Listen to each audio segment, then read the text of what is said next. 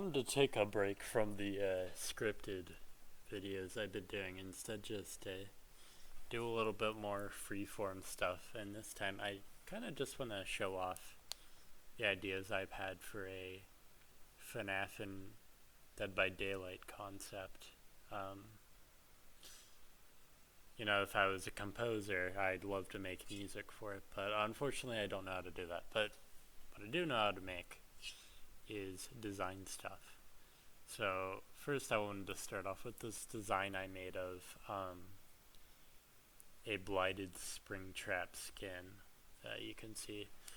I put 1987 on the tag because of course. I'd like to think that this one in the chest would say 1983, but I don't know if that would make sense from DBD's lore. But anyways, the idea with this was just that the Blight and William work together to really push the limits of the Springtrap suit. So they very comically injected the Blight serum into the actual suit through the ear there, but also put a vial into Afton's corpse.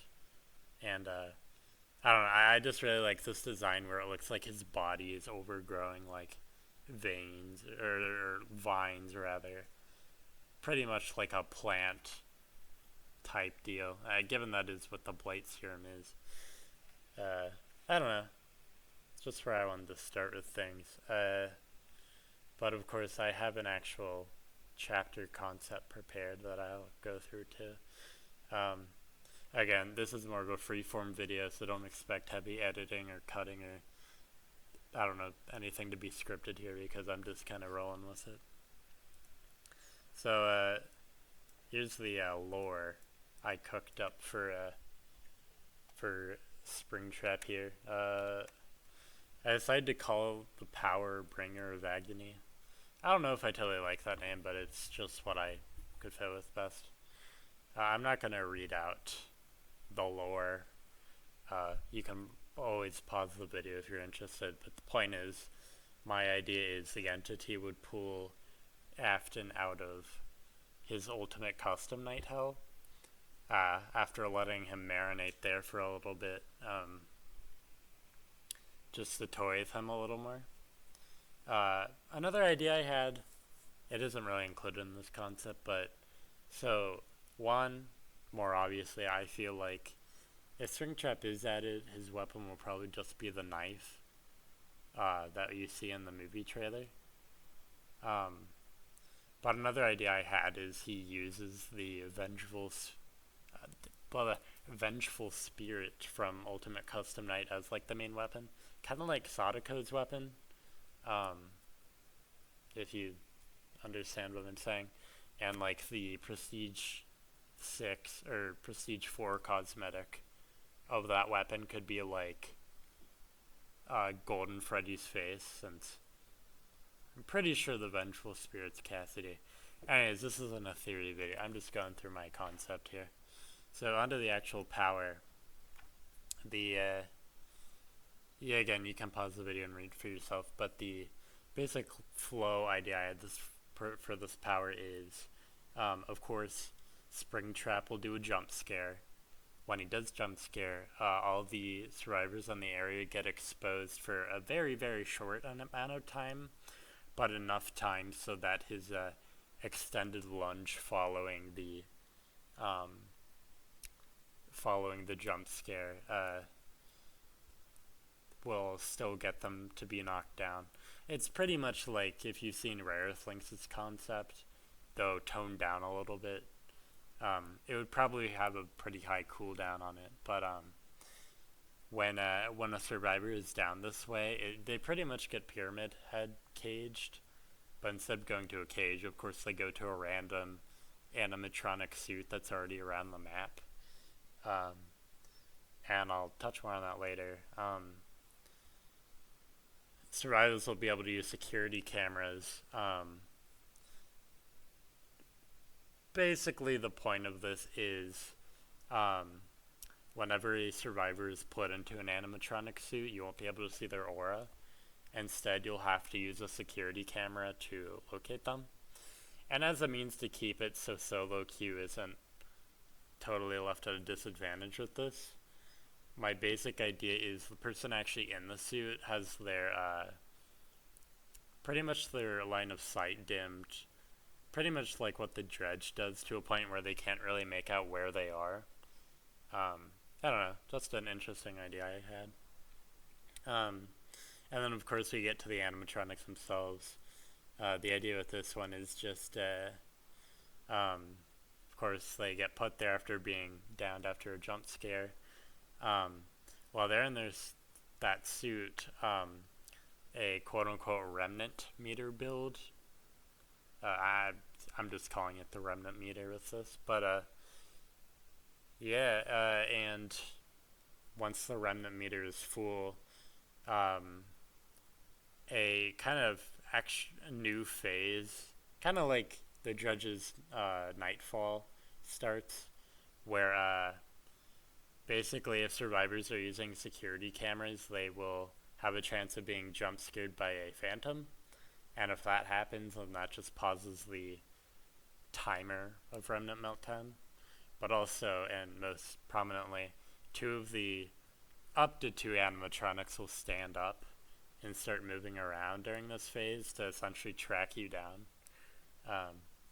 Pretty much think Knight's power, but if the guards couldn't damage you, they just called out your location, I guess. I don't know. I don't know if this idea is good at all. It's just the best way I could think of to kind of bring together like all of the core aspects of FNaF into the framework of DBD. Anyways, his perks are as follows. I just had to make a Scourge Hook perk because with the whole like Springlock vibe, basically the summary of these perks, if you don't want to read them, is one of them makes it so you're undetectable and also silent whenever you break a pallet or wall, so you can pretty much sneak up on people through walls, which I think would be cool. The Scourge Hook Hideaway is a reference to how when William did the killings, they could never find the bodies. Kind of.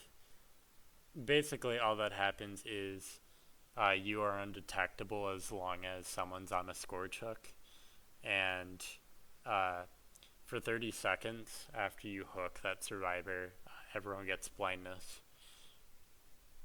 And then unsuspecting is my favorite. I've always wanted a perk like this, but there may or may not be a reason why they've never done it, where basically from the start of the trial you're undetectable until you either attack or use your power. I don't know. I think a perk that just lets you sneak up on people would be cool. And then kind of like how Lethal Pursuer also adds on to your aura reading time, this adds on to any other undetectable or oblivious effects as like a side thing. Anyways, I also made add-ons. Yeah, you can read through them here. There's too many of them for me to really call out any of them in specific. But I tried to draw from all across the series while making them, just to cover as much ground as possible. I made the iridescent add-ons, the artifacts relating to the two brothers in FNaF 4, since I guess the leading theory is that those are William Afton's kids. Here's the other page of add-ons. It's the yellow and green ones, if you want to read through them. Really, the only one I want to call out here is the Golden Freddy suit. I don't know, I just think it's a cool idea to have a extra animatronic suit that only spawns in the basement. I don't know. That just feels like it would be creepy to see, like, sneaking down to the basement, just seeing Golden Freddy sitting there staring at you. Anyways, so I also did stuff for Michael. I know from what we know now, Michael in the movie is Mike Schmidt. I'm pretty sure there's going to be a reveal that they're the same character. That's just hypothesis, though. You can, again, read the lore here. But point is, in the FNaF 6 fire, the entity grabbed him at the last second and then returned him to a alive form. Yeah. Anyways, the last thing I have to share is perks. Void Within is a reference to, him getting scooped at the end of Sister Location. Wrapping Up is a reference to basically his general goal of putting an end to to William's antics. And then finally, there is Power Management, reference to FNaF 1. This is the only one that I feel like they probably would never do. But at least when I made this perk, it was around the time when Skull Merchant and pretty much 3-genning as a whole was pretty terrible.